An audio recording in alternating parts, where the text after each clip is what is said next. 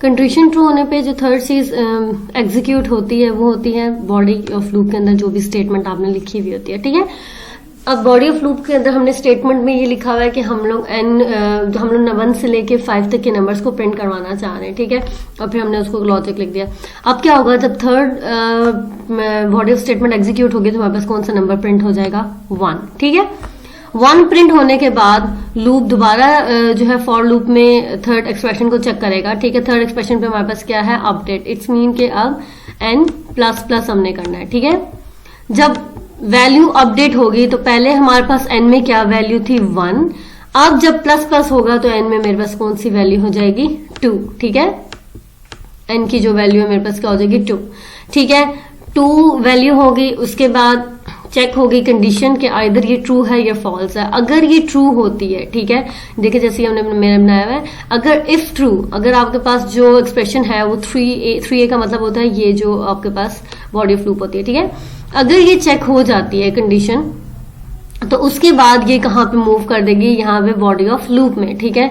Obviously condition जब check हुई है कि n is less than equal to 5 तो ये तो ट्रू है। यहाँ पे जो n की वैल्यू हमने दी हुई है वो 2 है, तो ऑब्वियसली 2n 5 से जो है छोटा है। तो फिर कंडीशन चेक होने के बाद उसके बाद दोबारा थर्ड पे बॉडी ऑफ लूप जो है वो एग्जीक्यूट होगा। एग्जीक्यूट होने के बाद हमारे पास वैल्यू आ जाएगी 2।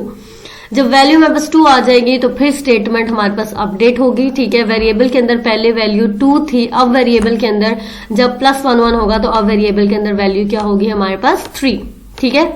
अगेन कंडीशन चेक होगी कि either n is less than equal to 5, मतलब जो वैल्यू हम लोग दे रहे हैं स्टार्टिंग वैल्यू वो इस कंडीशन के बिटवीन लाई कर रही है, ऑब्वियसली लाई कर रही है। इसका मतलब है जब कंडीशन ट्रू होगी तो हमारे पास ये बॉडी ऑफ लूप के अंदर जो भी स्टेटमेंट होगी वो एग्जीक्यूट हो जाएगी। और अब हमारे पास कौन सी वैल्यू प्रिंट होगी, 3।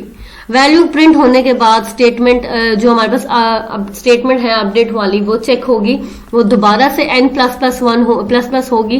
प्लस प्लस होने के बाद n के पास अब वैल्यू कौन सी हो है, 4। अब n के पास स्टार्टिंग वैल्यू क्या है, 4, ठीक है।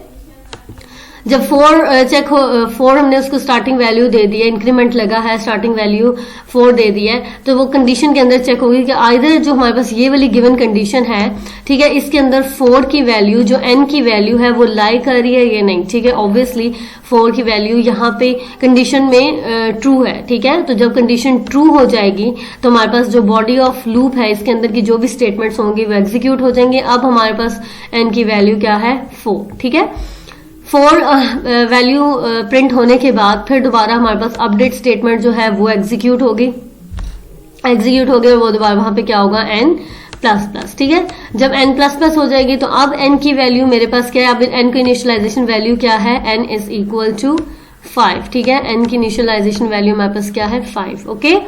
Obviously 5 is less than and equal to 5, ठीक है। हमारे पास यहाँ पे इक्वल का साइन है, ठीक है।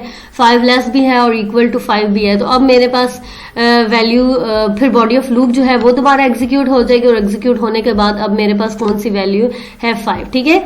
जब कंडीशन फिर 5 एग्जीक्यूट होने के बाद कंडीशन दोबारा ये लूप जो है ये दोबारा चलेगा। फिर दोबारा चलने के बाद यहाँ पे वैल्यू n प्लस प्लस होगी, प्लस प्लस हो गए। अब n की स्टार्टिंग वैल्यू मेरे पास क्या है, n इज इक्वल टू 6, ठीक है। जब इनिशियलाइजेशन वैल्यू चेक होने के बाद कंडीशन चेक होती है तो ऑब्वियसली कंडीशन में हमने लास्ट लिमिट उसको दी हुई थी 5। तो अब क्या हुआ, हमारे पास जो वैल्यू है वो फॉल्स होगी और फॉल्स जैसे ही वैल्यू फॉल्स होगी, कंडीशन जैसे ही हमारे पास फॉल्स होगी तो जो स्टेट में जो कर्सर है वो बॉडी ऑफ लूप से बाहर आ जाएगा और यहाँ पे जो भी स्टेटमेंट लिखी होगी वो उस पर मूव कर देगा। आई होप आपको समझ आ गई होगी। Thank you.